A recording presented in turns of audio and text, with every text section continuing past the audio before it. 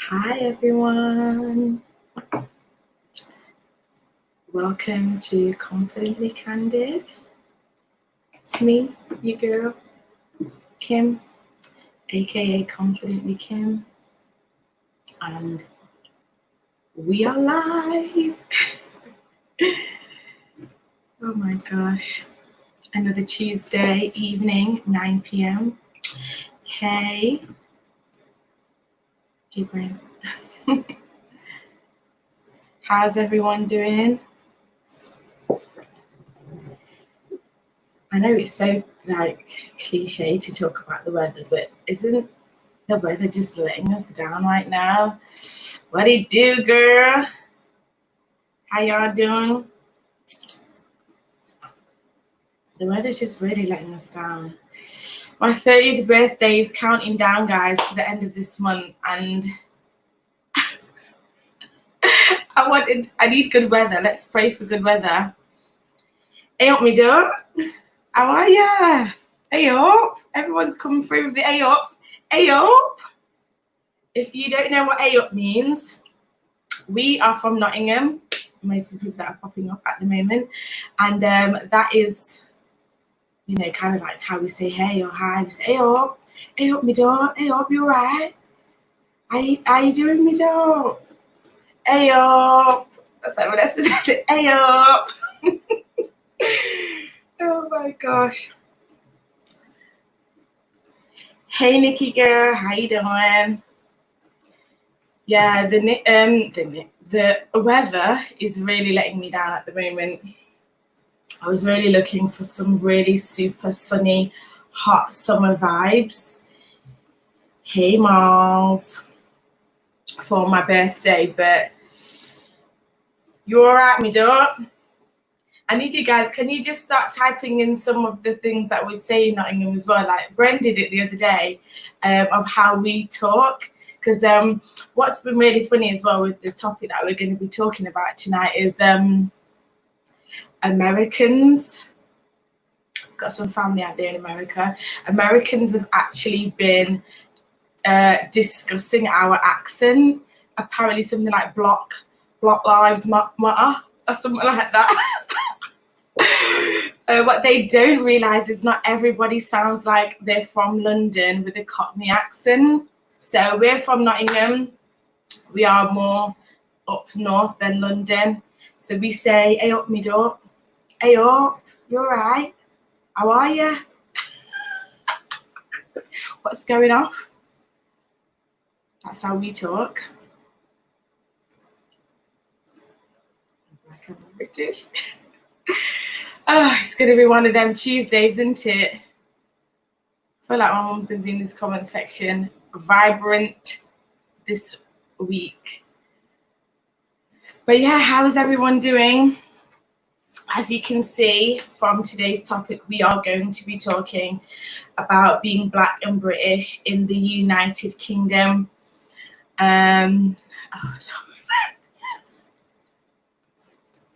Was that what you say, blood? Now that is more London, isn't it, really? What do you say? Y'all are No, I don't think we say that in Nottingham. All right, love. All right, love. Hiya, Dave. You're all right? How are you?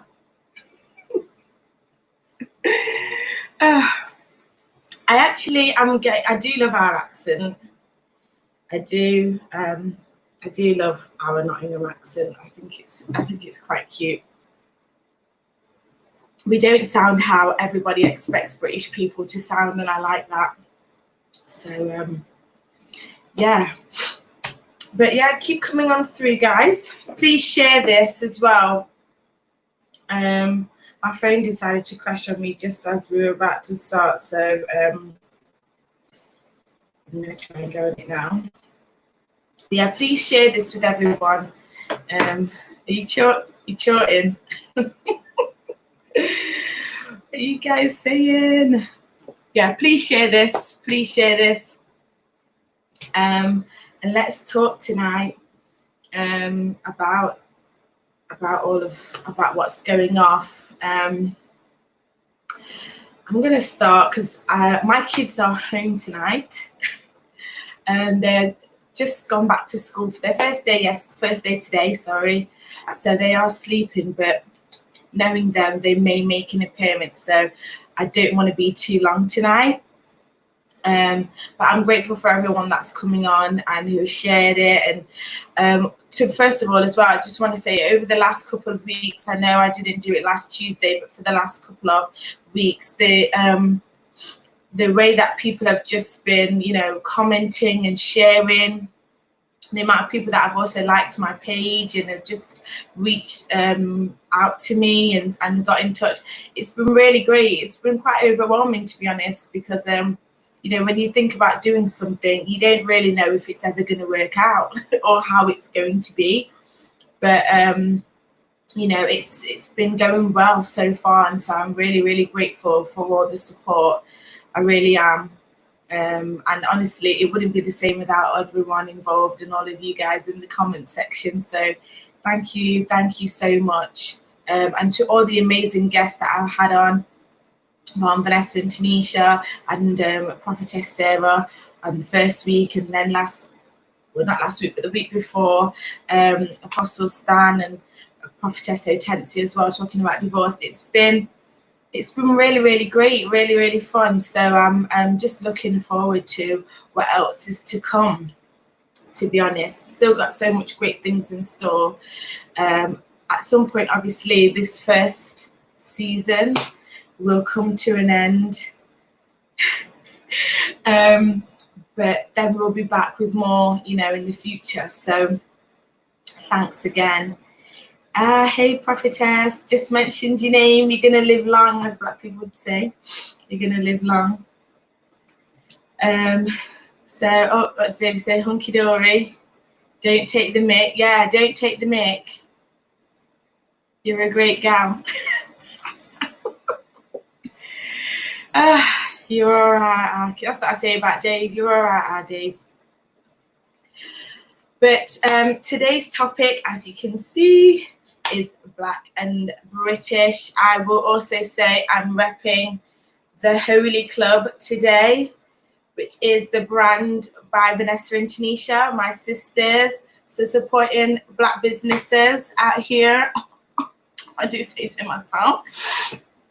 But yes, we are talking about being Black and British, and the events of the last 2 weeks, the untimely death of George Floyd in Minneapolis in America has sparked another onset of, protests and a desire to see change globally.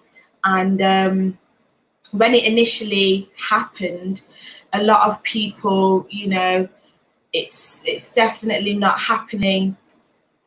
Well, sorry, let me say that again. A lot of people are thinking, or were thinking, that it's not happening in the United Kingdom. But actually, it's actually quite prevalent over here. We just don't have it on the news in terms of necessarily the way that George died, in terms of somebody filming him literally being murdered. Those types of things necessarily aren't always on the news over here. However, is racism taking place in the United Kingdom? So that's England, Scotland and Wales and Northern Ireland. Yes, it is.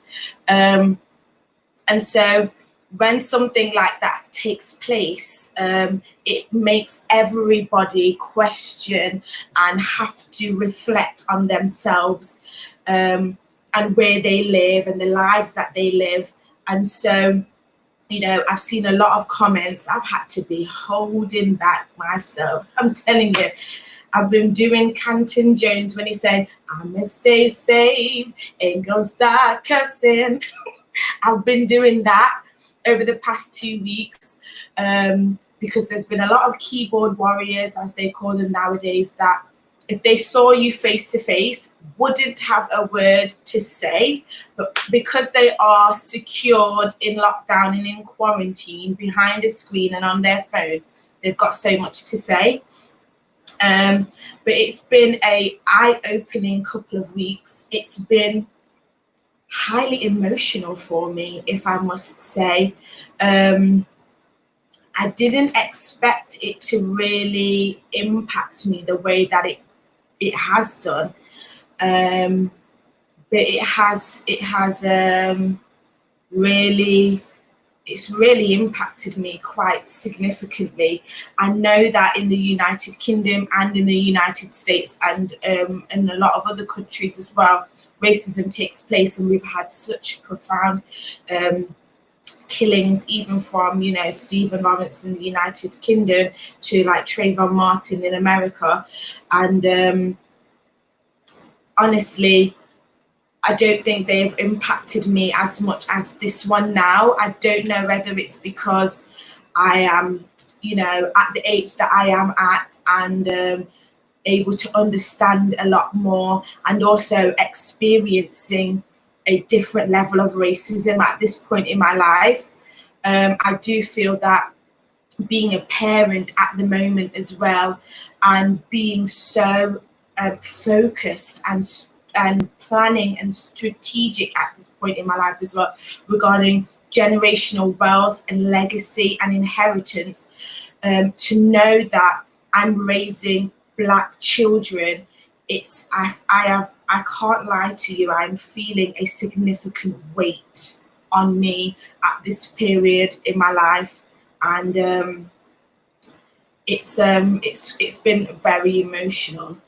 Let's just see what everybody's saying. Hi, honestly, this is my girl. Thank you so much for joining me tonight. What someone say, tack up the ting. Yeah, I know everybody has been, you know, it's been really difficult. It's been really, really difficult to kind of not answer a lot of people. It's been really, really difficult to no, you know, we've watched loads of movies, we've read loads of books and articles and stuff like that, and you'd think that what was taking place from slavery to like the civil rights movement in America, with people like, you know, Martin Luther King and Malcolm X and all of those kinds of people that tried to you know, bring about change in the world, to us here now being in 2020 and still experiencing the same things. It's really quite difficult. What I will say before we go any further is a disclaimer. I'm not expecting any of it on tonight's live, but I will say, obviously, we are talking about Black racial injustice, and we won't be tolerating any, you know, bad vibes, bad comments, any hate or any drama, because, you know, we are trying to bring about a revolution in the most peaceful way possible, but whilst feeling a level of righteous indignation, you know. And so what we want to do is be able to bring about effect and change in the best way. And so we want to have a dialogue with all our family and friends of, you know, different cultures and different skin colors. We want to be having a conversation with our white counterparts, with our Asian counterparts, and, you know, and other cultures. We want to be able to have the conversation, but the truth of the matter is, you know, it's about Black injustice at this particular moment in time. And so as a Black woman, I feel within my rights, not, you know, within my rights to talk about it. So I hope that that can be respected, as I'm sure it will be. But we've got to put a disclaimer. And also, you know, my usual disclaimer, all of thoughts that are shared on this live are not representative of any organizations, companies, but of those who voice those opinions, like aka myself, and those in the comment section. So that's my disclaimers. She's saying, honestly, there's been people in their 70s and 80s protesting for the same thing this year that they protested in their 20s. Honestly, it's so true, and it's so disappointing. I can't lie, I'm highly disappointed at this moment in time. But yeah, it's true. We're not having any All Lives Matter. I'm sorry, but it's just facts. I mean, to be honest, I'm not sorry. I said it. So, but yeah, on this topic, I'm gonna start talking about my own self, really, and really what I'd love for you guys in the comment section. Please share this with guys. I need everybody's experience. If you were Black and you were British and you were, you know, born in the UK or came over to the UK, and what your experience has been like, let me know. If you are white and British and you were raised or, you know, what was your experience like of growing up around Black people? I'd really like to know. I'd really like to discuss that as well.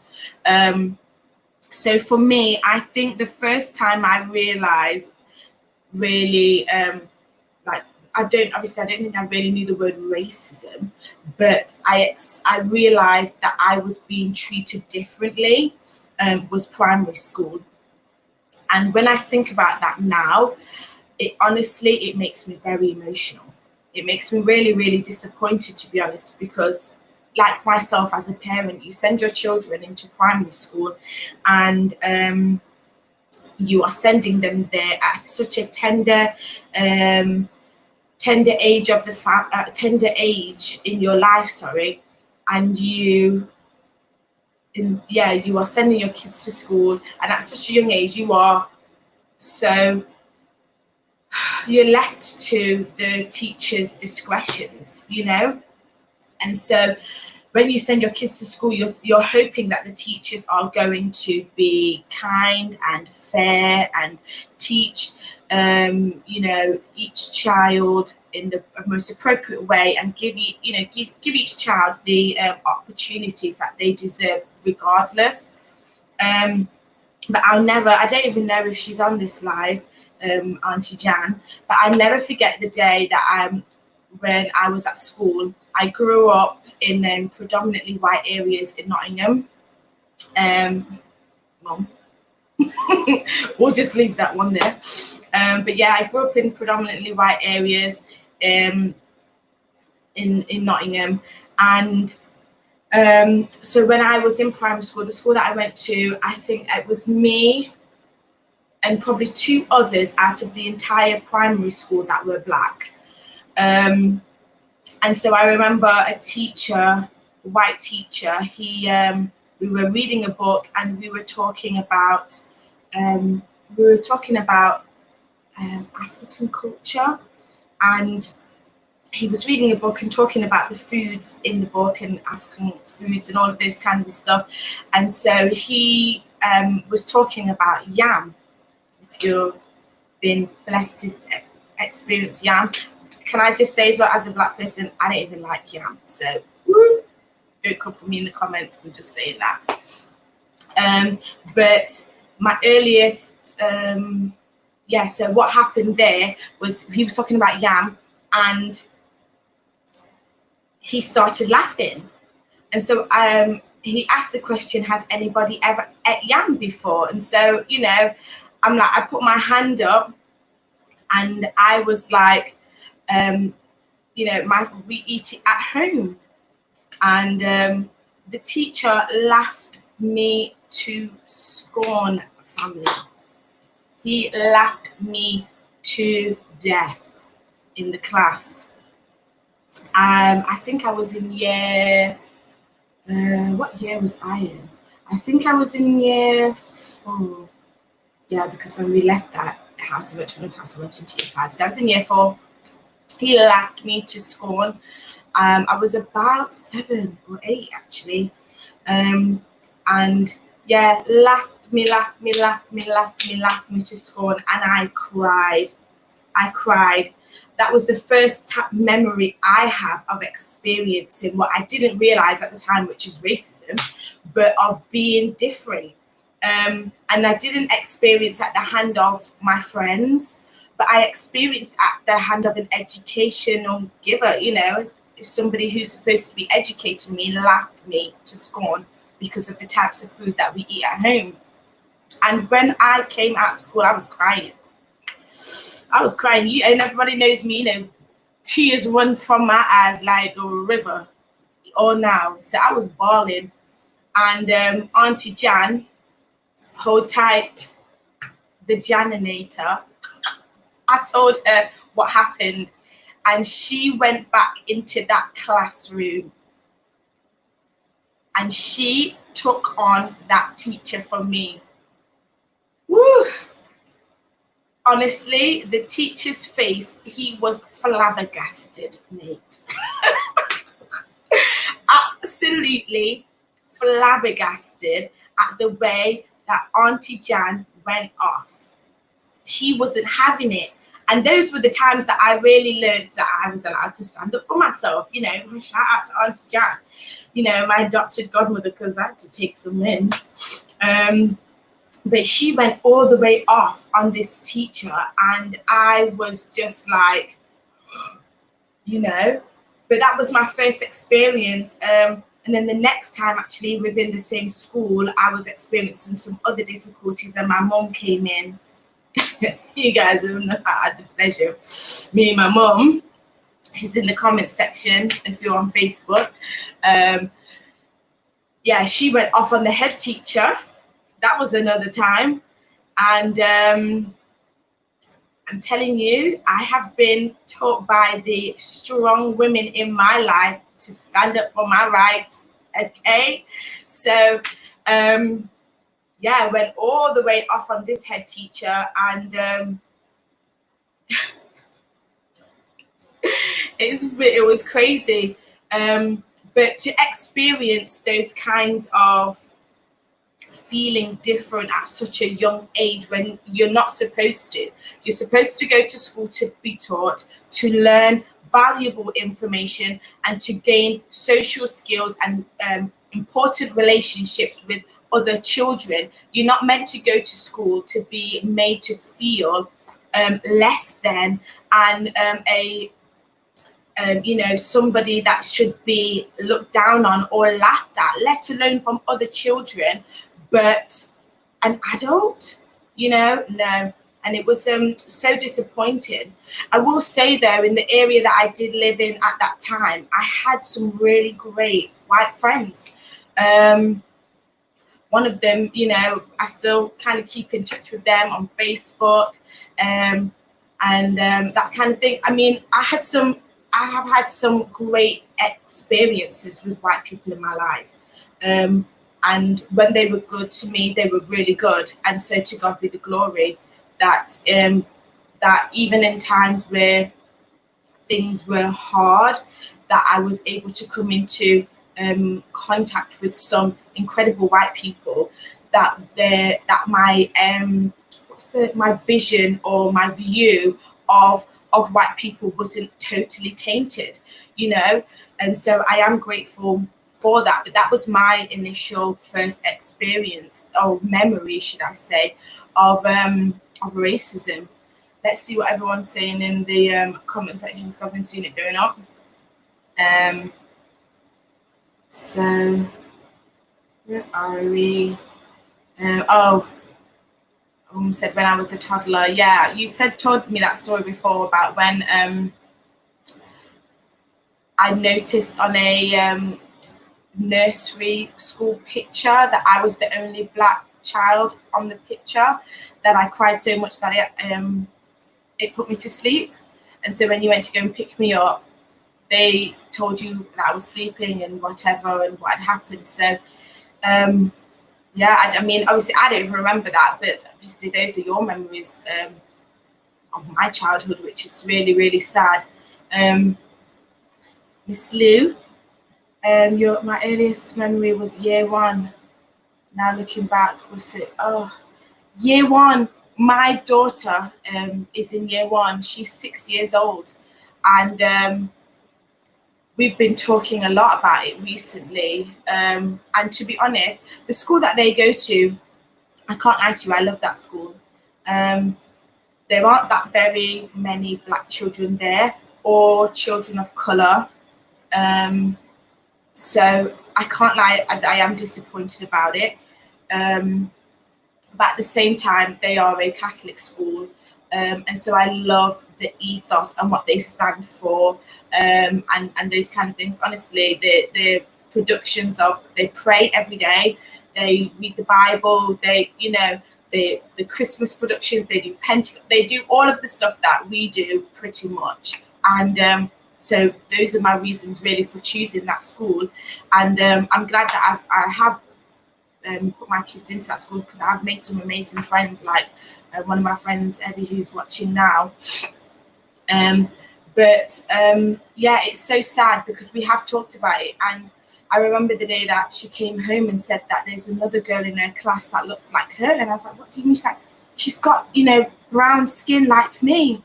And to know that she's so aware of her difference, that she looks different to her friends, it does make me sad, and it does make her sad.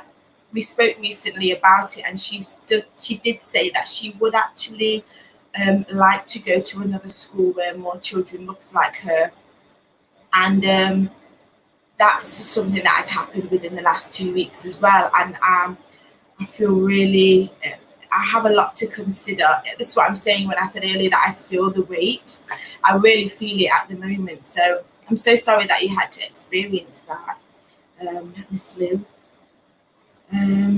Vanessa, what did you say? I didn't experience anything till year 6 at a new school in a white area. Yeah.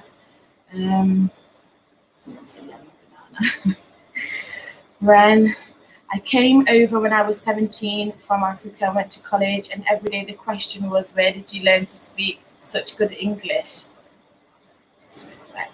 Apparently it was a shock, even when I explained that having been born in Kenya, where we were colonized by the United Kingdom, English is one of our national languages and taught from nursery. It was so offensive to be found different from my ability to articulate myself, given I'm African. This is I'm gonna have a drink. Just a moment. This is my problem as well, that it makes you want to say something, but it's just probably not helpful. But you know, I think it's disrespectful, and people don't realize it. They hear things in their head and they don't realize how it can come across and appear to people. I mean, what would make you question that simply because I'm from a different country that I don't know how to articulate myself correctly? Oh God, I'm so sorry, Bren. So sorry.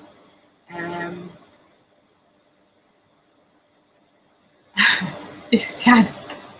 Large up, Jan. We love you, Jan. Honestly, we honestly, we love you, Jan. What Tanisha says, so my first primary school was so lovely. I didn't think I even realised I was black. Then I went to another primary school in a predominantly white area, and it was almost the only thing spoken about in the first. Yeah, it's difficult. It's difficult because what actually happened, if you don't realise, if you're new here and you don't realise, Vanessa and Tanisha, my sisters, Sonia Stewart in the comment section is my mom. And so when I had my experience that I just spoke about at primary school, we moved house, and we moved into a particular area where, like, one street over was classed as an urban area, and literally the other street was classed as predominantly white. But our school that we went to, I was in primary school, I was in year 5, and my sisters started at that primary school, was quite mixed in terms of ethnic groups. And I had a fantastic time there. I still talk to some of my friends from primary school. We went on to secondary school together as well, and we had a brilliant time. I had a brilliant time at that school. We had black teachers. Some of my closest friends were black or mixed race or Asian or Indian. Honestly, I had a fantastic time at that school. So, like Tanisha was saying, she didn't even realise that she was even black, because it wasn't an issue at the school that we all went to at that time. But then what we did again was moved, and we moved to where my parents still live now, and that's a predominantly white area. I think on the street, even now, my parents are still the only black family on the street. Yeah, still the only black family on the street, and they've lived there probably about 16 years now. So to kind of go from that to not even recognizing that you're different, to it being so apparent, and then, like you said, Tanisha, it being discussed non-stop is so difficult. Um,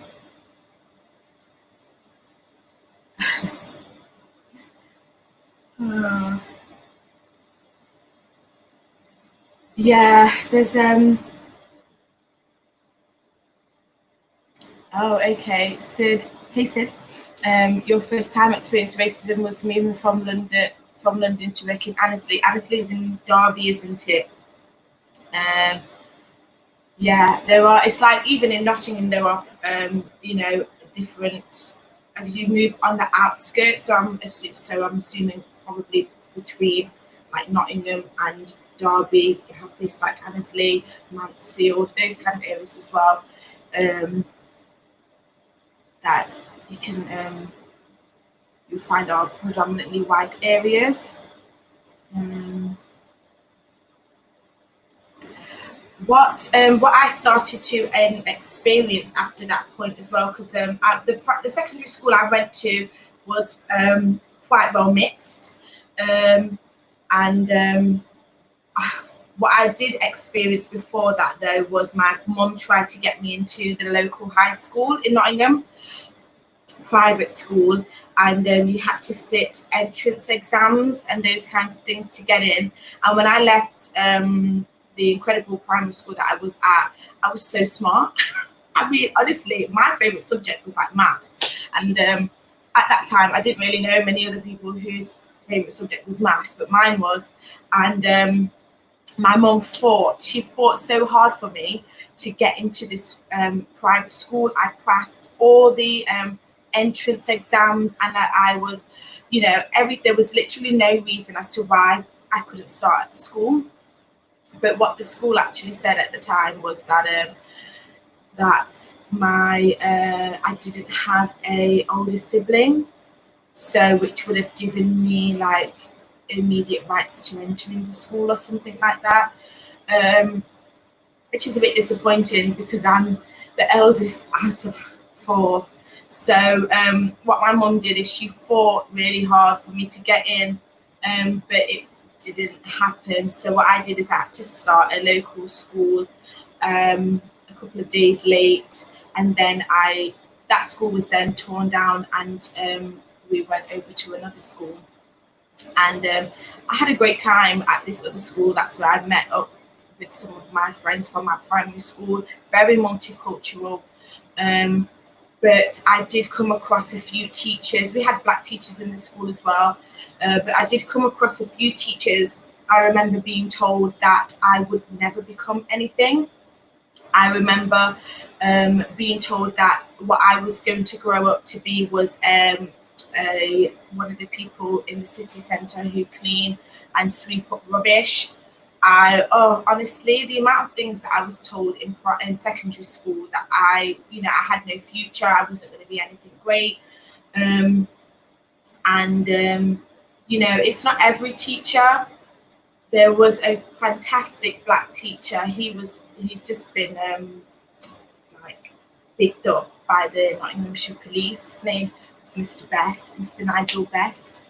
An absolute credit to the school that I went to, and even now I see him around Nottingham, and I was out shopping the other day and I saw him with my kids, and I have the utmost respect for him, because there were some teachers who knew what we were up against, knew that some of the teachers that were teaching us didn't care about us, not because of what we'd done, but because of who they think that we are. And he really fought for us to have so much extracurricular activities, and really encouraged us to put our all into everything that we were doing. I struggled a lot at school, after a while, and this is not to condone black crime or even the riots or anything like that, but there comes a point in a young black life where you have been put down so much that you figure that you might as well just be what they've said that you are. And at one point in school, I just didn't care anymore. I didn't try hard. I stopped making my education an important part of my life, and I was messing about left, right, and centre, constantly on report card. If you don't know what report card is, it's a card that you give to naughty kids, basically, which a teacher has to sign at the end of every lesson to say that they behave themselves well, or to make a comment on. And then at the end of the day, you'd show, or the end of the week, you'd show your like tutor or head of year or something like that, like what your behaviour was like. So yeah, I was I'd get in arguments with teachers, I'd get sent out of classes, and all of those kinds of stuff. So you get put down enough, you believe what they've said, and it was a real difficulty for me to really pull myself back from that, and it had an impact on my GCSEs. For all intents and purposes, I pretty much failed them, and it was a disappointing time for my parents as well, because ultimately I'm the oldest child, and everything they are experiencing starts with me. And at a period of time, I actually stopped going to school. I wouldn't put it all down to racism. I will say that part of it did attribute to it, but there's a catalyst of things. You see, this is what's really sad about it, is you go to school to learn, and you spend most of your time at school.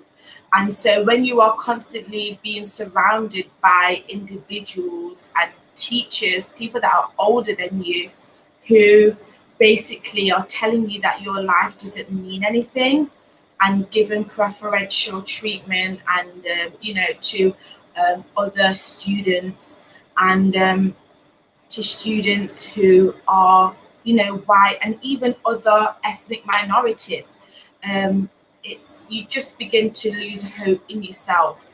And so you figure that actually I might as well just mess about. I might as well not take this seriously, because based on what you said about me, I don't need this education. Do you know what I'm saying? So let me just do whatever I'm going to do, and let me get out of this school. And that's to the point, that's the mentality I had up until I left, if I'm honest. I just need to hurry up and finish with school. I need to hurry up and finish with school, and then, I can get out of here and live the life that I really want to. So secondary school, it had good times. I made some great friends, but I had some really low points as well. Right, listen, you guys in the comment section. Let me see. So she said, one time at primary school, a girl who's supposed to be my friend, by the way, said to me, get a pencil. And I said, get your own pencil. Did you honestly kiss your teeth in primary? Then she turned around and said, you get it. I paid for you. You're my slave. Oh, God. These are the things that is, it's hard. It's hard to hear these things. It's hard to, it's really hard to hear these kinds of things, because people think that these things are funny. It's not funny. It's rude. It's disrespectful. And these are things that you are supposed to be, just putting up with. No. And said, what is interesting is when I came over, my teacher was white British in Botswana, and he believed in me so much. I still have the reference he wrote for me, which is what allowed me to get into college without just, wow. Honestly, I can't lie, there are some great teachers. There are some great white teachers as well. There are some great white individuals, you know, like I said. But it's sad when there are some that spoil it. They really do. And when they spoil it for me in my life, they don't realize that it has an impact on it's generational. Because those experiences that I've experienced, they do color the way that I now want to raise my children. And the experiences that I want them to go through, and the choices that I make for them, because I don't want them to have to experience the things that I did. But it's like almost as much as you try, which is why we're having this conversation in 2020, you know, it's quite difficult. So it's saying, oh, okay, so this is your experience in Annesley, the only black person there. While doing the same job in London, I was always on A grade and training people to the job, then moved to Nottingham to work at Annesley doing the same job, and they gave me a grade C. Wow. My first day, I went there and I was standing by the door ringing the buzzer for about half an hour. So many people walked past me, but no one let me in. I didn't even, just simple things like the way that you are treated and welcome. I mean, I watched Leona Lewis's and so many other celebrities really talking out on their experience, just going into stores. I mean, I was talking to the twins about this the other day.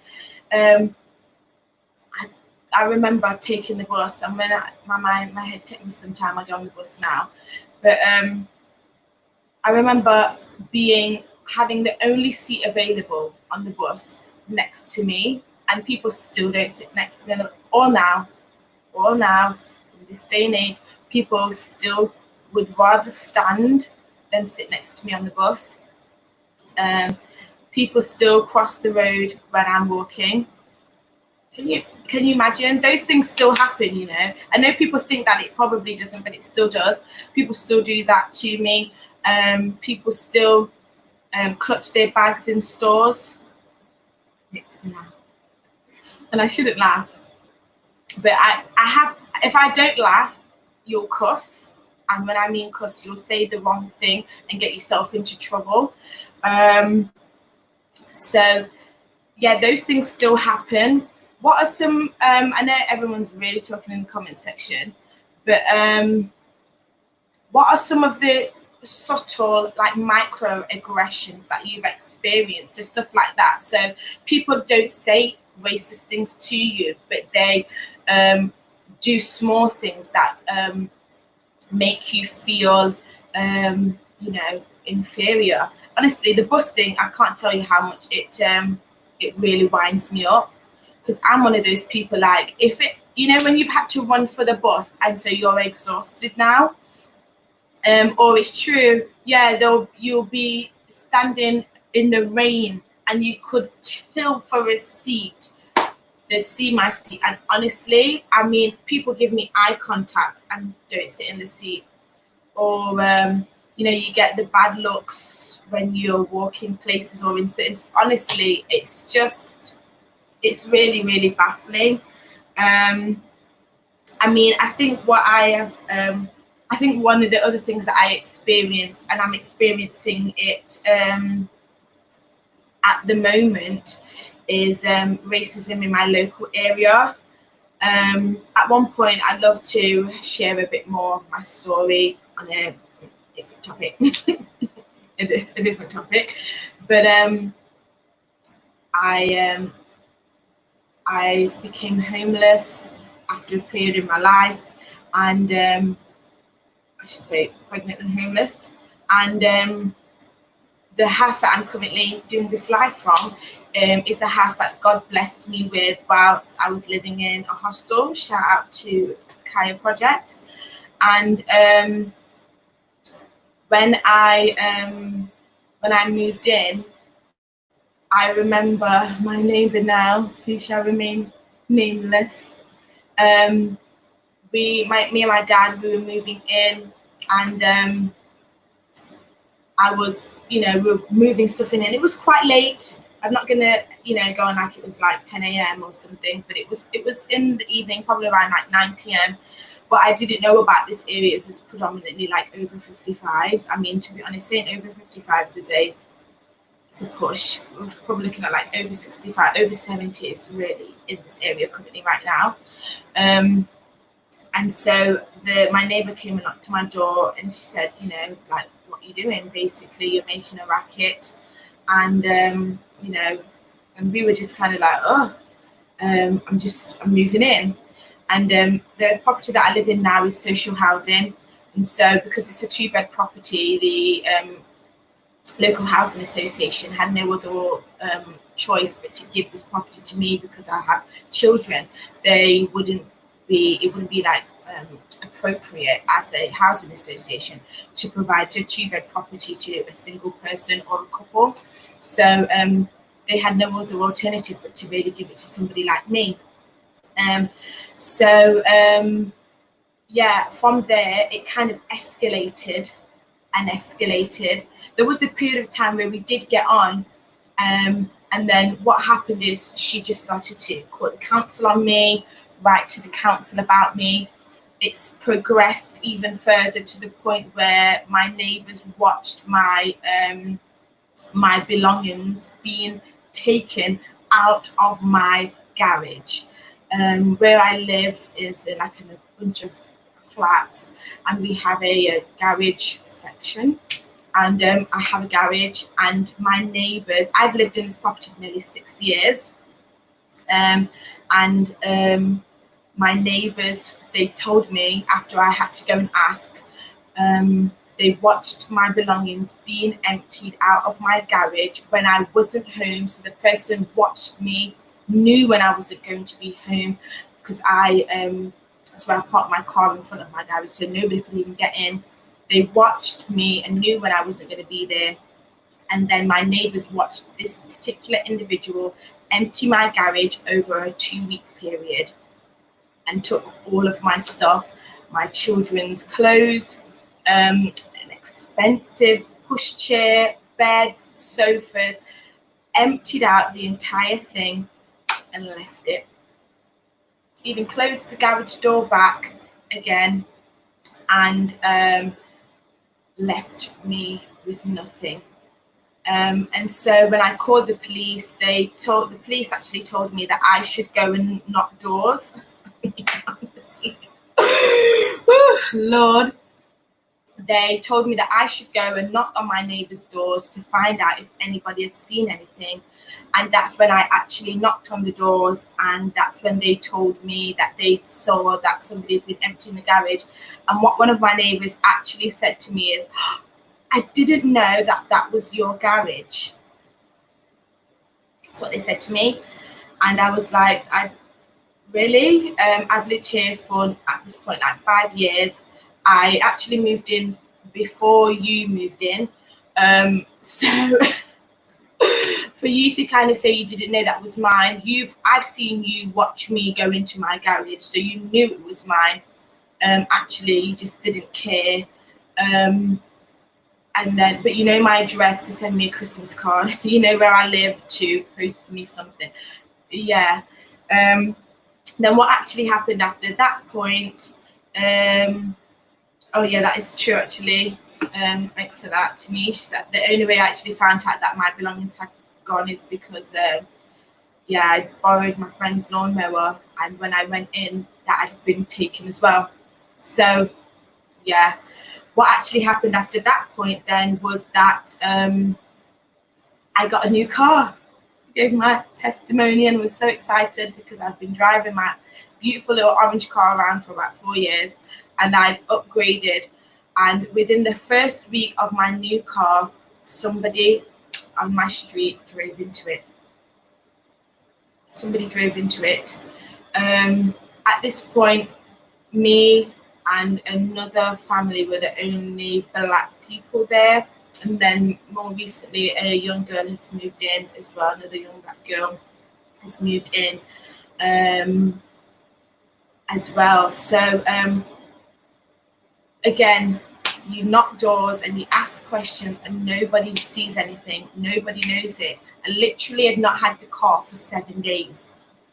Drove it off of a car lot, you know, not even had it for 7 days, and somebody had driven into it. So at this point, I called the police again, and they went ahead and registered it as a hate crime.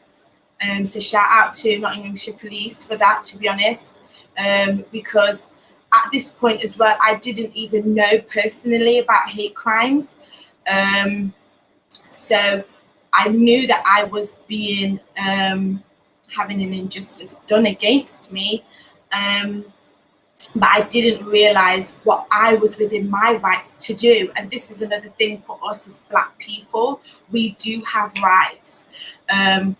We do have rights, and there are things that we can do that will aid in bringing about justice. Justice cannot take place if we don't report it. I mean, I have been having all of these issues with my neighbor for years, and I didn't know that I could really report it until I started going through my council. Shout out to my homegirl, who I hope is still watching, from the council, that I won't name names because we are not allowed to do that, but I'm grateful for all your help and support. You know who you are, and everybody else. Some people know who she is as well. And so that's how we met through church, but then met that other way. So anyway, but yeah, if we don't contact the necessary organizations like our local councils, like our MPs, like the police, then we won't ever get the justice that we deserve. And what I realized, I had to be meticulous with this, especially with my neighbor. I couldn't let up. I remember, being, sorry to say it like this to people as well, but I remember being in the shower, and my neighbor, she was bringing people around to my property to show them things. Honestly, I had to knock on the window and be like, get away from my door. Honestly, she brought her sister around. She'd be just randomly bringing people around to show them like my house, and to show them my front door, and whatever was in front of my door, and how I keep my property, and all of this kind of thing. And so when I did get in touch with my council, and they sent out the antisocial behavioural team, they went to see her. She slammed the door in their face, and her excuse is she just doesn't want me to live here. She just doesn't want me to live here. She doesn't have an excuse or a good enough reason. I haven't been a horrible tenant or neighbor or anything of those sorts. She has just decided in her mind that it would be better off in this area if I didn't live here, regardless of the fact that I'm a young single parent, and that, living here is a necessity. It should be a safe space for my children. She's not interested. She's just decided that she doesn't want me to live here, and is doing exactly what she can to get rid of me. I remember a time where all the neighbors around here signed a piece of paper to try and get rid of another Black family that lives on this area as well. And it's really, really, really sad what we have to experience just to have a decent roof over our heads, just to have a good job, just to have a good place to live and work and have a relationship and family. It's really difficult. And so just because we don't go on and on and on about it doesn't mean that it's not happening. And I feel like we've maybe not said so much because we don't want to seem aggressive.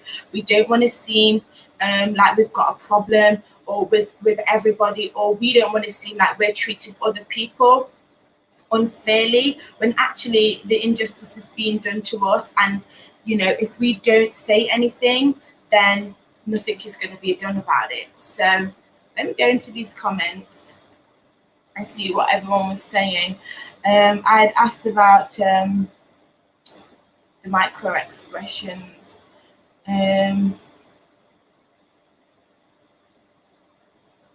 Joy said, "Hey Joy, thanks for watching and being a part. It's actually disheartening that in this day and age, honestly, I can't tell you. I'm just so disheartened about it.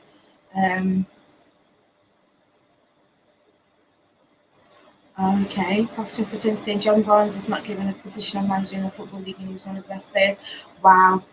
I've heard about there's a lot of racism. I mean, we've seen videos as well. There's a lot of racism within football and it's so disgusting.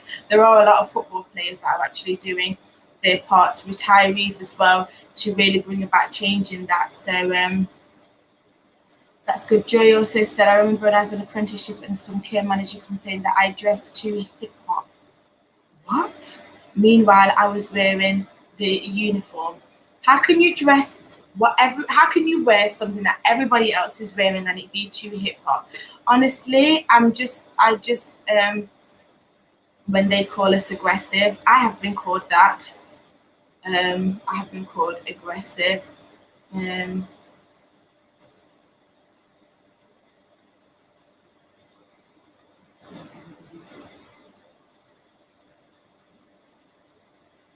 Yeah, Tanisha said the one micro expression, if you can call it out, at my secondary school, my history teacher would send me out for literally no reason. I wouldn't even get in the class and he told me to do my work outside. I did not know that. Oh my gosh, that has infuriated me on this live tonight. I didn't even know that. Oh my gosh, that is so annoying. I didn't even know that. Wow. Then my son John was a baby, I was on the bus and they were going through a black area and a man sitting beside me. It was like, John was being a normal boy, he never touched the man, but the man was near enough falling off the chair. Oh my gosh. I said a few words as I wasn't impressed. When that hello, I heard it in your voice. Hello. That's so disappointing. And honestly, I'm noticing. I think one of the twins said it up there that the whole bus thing, they're okay with it. But I can't tell you how offended it makes me feel. It makes me feel like you or whoever would do something like that, like must think that I smell or I'm disgusting or I don't know. But for you to think that you'd rather struggle and stand than to take comfort because you'd be sitting next to me, it's highly offensive to me personally. I must say it's highly offensive. Because I don't know about you, but when I sit down on a bus or in any particular place, I'm receiving rest. So to know that you'd rather be restless than sit next to me, it offends me. It really does. It really does. But yeah, no, it's just we've had it hard.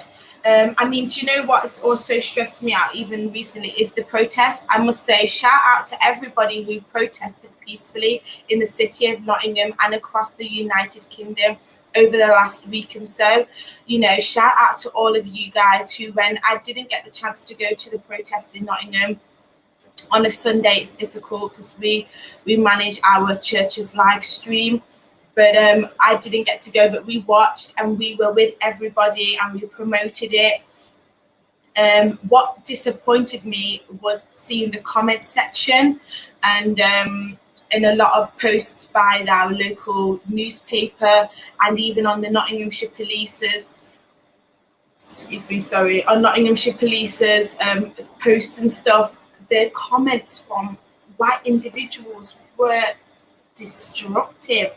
They were so offensive. I had to go in and comment, and I had to say that people must be careful and mindful that the comments that they're not making are not categorized as hate crimes.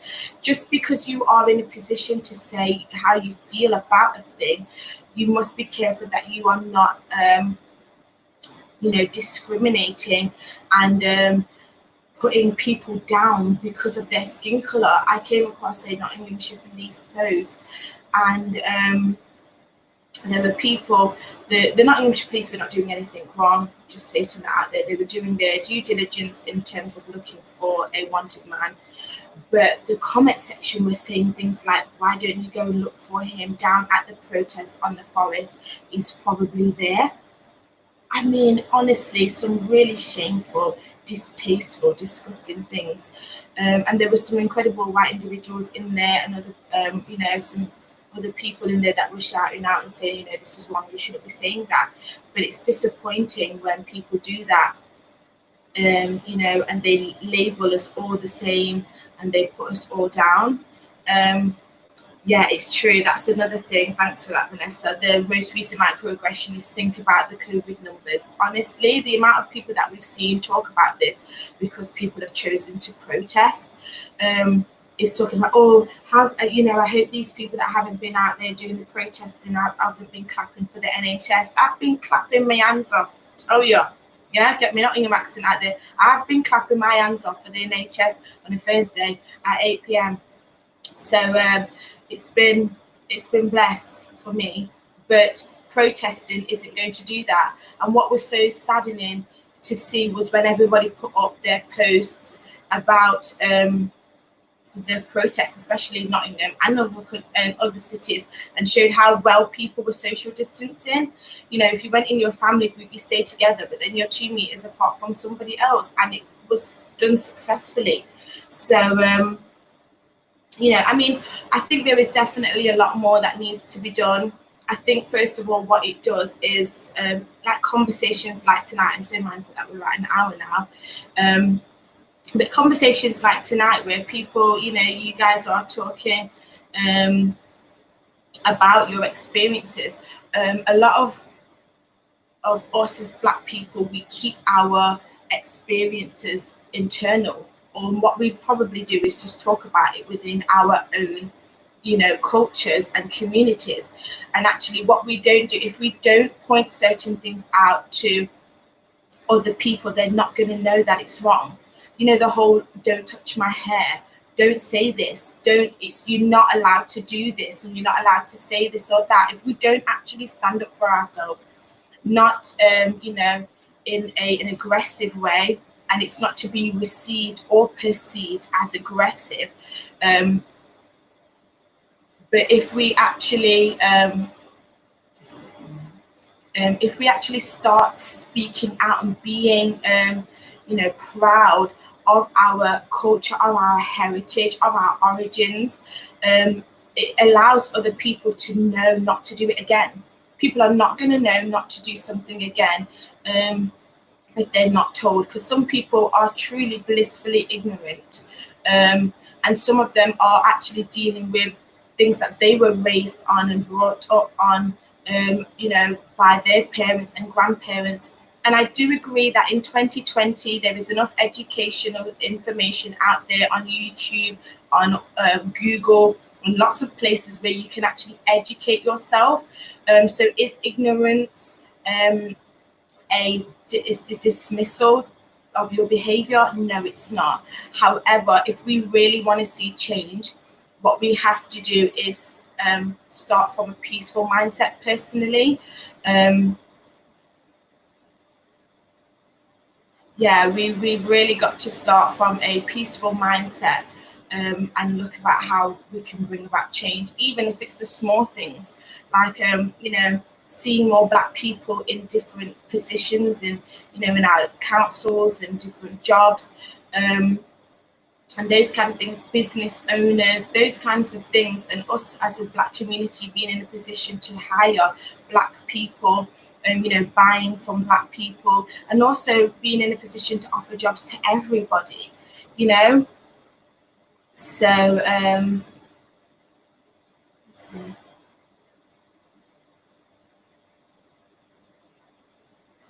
yeah, it's been a really, really crazy time. But I think that the more that we speak out against injustice is the more that the injustice will have to stop. People will have to listen, and people will have to make some changes. And I think that as much as it's coming about at a time where people, we are in lockdown and all of this COVID and coronavirus and so many things are going on, Black lives are not allowed to be taken at the hands of another. And if you feel that somebody is doing something wrong, then there is a justice system out there, which I must say isn't in our favour all the time, but it's not within your rights to take a life. So before I go, I wanted to talk about these stats that I found. And it's about Black Caribbean ethnic groups. It doesn't take into account, I don't know if it's necessarily taken into account Black African ethnic groups as well, because they are, I think they are registered differently. But this is on the gov.uk website, so if you want to go and check the more information that you can find it there. This was published 27th of June 2019, so it's a year old almost. So in 2011, I don't know, it's 2019 it was published, but in 2011 there were 594,825 Black Caribbean people in England and Wales, making up only 1.1 of the total population. 1.1%, you know, when I saw that I was baffled. 1.1% of the population at the time of the census in 2011 was Black Caribbean. You know, that's not a lot. I mean, we're talking about 100%. We're talking about 1% of it. Let's just leave that there. There are 348 local authorities in England and Wales at the time of 2011 census. Half of the Black Caribbean population lived in 13 of them. So at this point, like I said, when the census was done in 2011, Birmingham had the highest number of Black Caribbean residents, and Wandsworth. These are the top 13. So Birmingham, Croydon, Lewisham, Lambeth, Brent, Hackney, Waltham, Forest, Haringey, Southwark, Enfield, Newham, Ealing, and Wandsworth. Those were the top. Nottingham's not on there. I wonder what our percentage is. The age profile, the Black Caribbean ethnic group had a younger age profile than the white British group at the time of the 2011 census. In 2011, 26% of white British people, were age 60 and above, compared to 70% of Black Caribbeans. Families and households, 16.6% of Black Caribbean households in England and Wales were made up of lone parents with dependent children, compared to 6.7% of British households. Wow. 13.6% of Black Caribbean households were made up of married or cohabiting couples with dependent children, compared with 18.4% of white British households. 13.5% of Black Caribbean households were made up of pensioners, either couples or singles, compared to 23% of white British households. When we look at education, this is from 2017-2018, primary education. So this is expected standard in reading, writing, and maths. Black Caribbeans were at 55%, and white British counterparts were at 65%. GCSEs, so grade 5 plus in English and maths, Black Caribbean were at 26.9%. while white British children were at 42.7%, and A levels, grade A or above in 3 subjects. White British was at 10.9%, and Black Caribbean A level students were at 3.5%. So yeah, that's crazy. It says primary education in year 6, 55% of Black Caribbean pupils met this expected standard. So what happened to the next 45%? Compared with 65% of white British pupils. Wow. It's the school exclusions. Black Caribbean pupils were twice as likely to be temporarily excluded from school as white British pupils. 10.2% were temporarily excluded, compared to 5.2% of white British pupils. Black Caribbean pupils are almost 3 times as likely to be permanently excluded. Wow. Obviously, it goes on to stop and search. Black Caribbean people are 9.6 times as likely to be stopped and searched as white British people. There were 26 stop and searches per 1,000 Black Caribbean people compared to 3. Oh my gosh. Stop and searches per 1,000. Wow. This was the highest rate out of all ethnic groups except those recorded as other Black. Wow. It does actually say here, though, rates for stop and search decreased for all ethnic groups between 2009/10 and 2017 to 18. It says the rate fell from 153 to 26 per 1,000 Black Caribbean people. Wow. Wow, wow, wow. Wow. Like I said, this I'm gonna post this this website into the StreamYard. So if you want to have a look at the stats, there's loads of information in there just to familiarize yourself with what is actually happening within there. It talks about arrest, it talks about fear of crime, home ownership and renting, mental health. There's a lot of information that I think is really important to us as a Black community, and also for our white family, friends and counterparts to really educate themselves on, to see what we are actually up against and what we're really experiencing. Because I think a lot of people don't really understand what we're really going through, and would rather we not do this right now. But actually, we're kind of sick and tired of this. And so, if you don't know, really, if you yourself cannot identify with what we're going through, then seek to educate yourself so that you are able to then understand or empathize, maybe not sympathize, but empathize with us. And help us bring about the change that is required within the United Kingdom and globally. We have a disadvantage with social exclusion.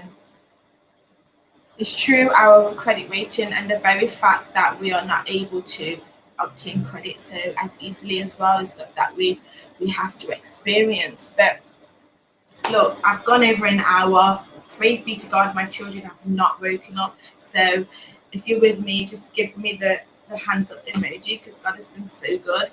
But I want to thank you guys for being on here today. Before we go, let's just see what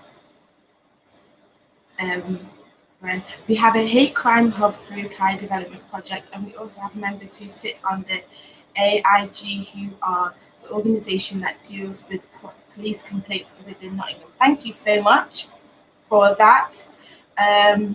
So I'll leave that there for just a minute so that you can gain some. Go and look for Kaya Development Project. Like I said, I was deeply blessed by Kaya. They took me in at a time in my life and helped me to get me and my girls back on our feet.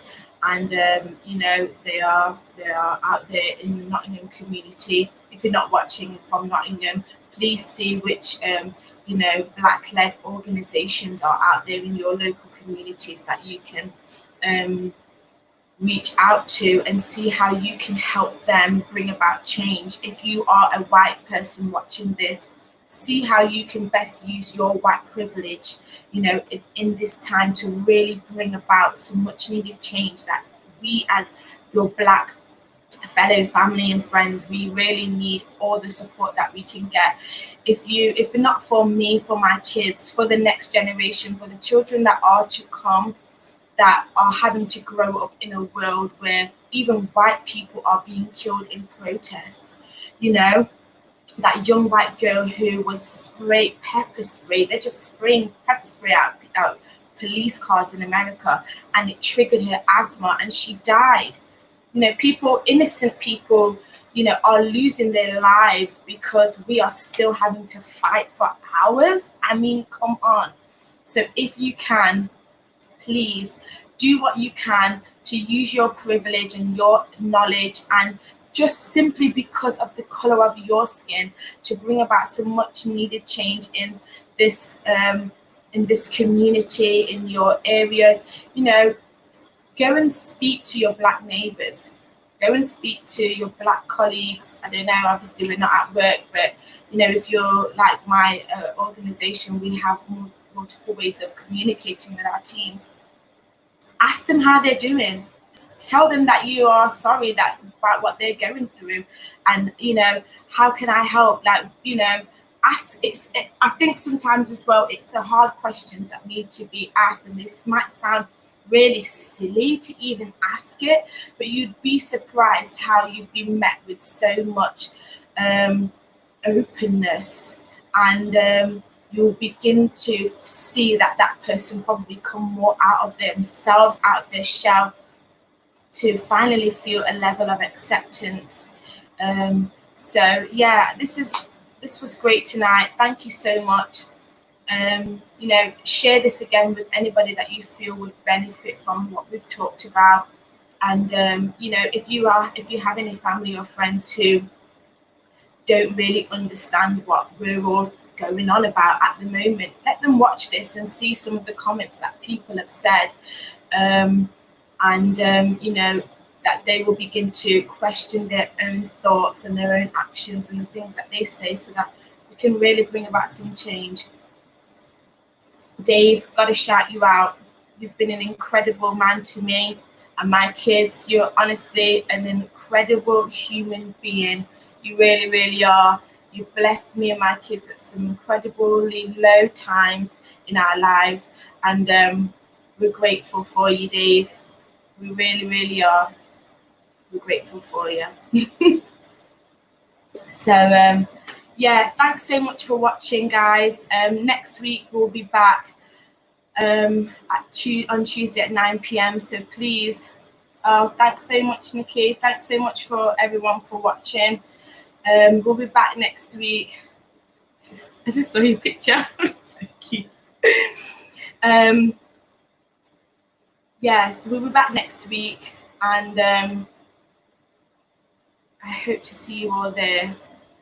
I'm just, honestly, I feel so hot. I feel quite emotional actually. So it's been an emotional week, but thanks for sticking with me, and I'll see you next week, guys. Bye.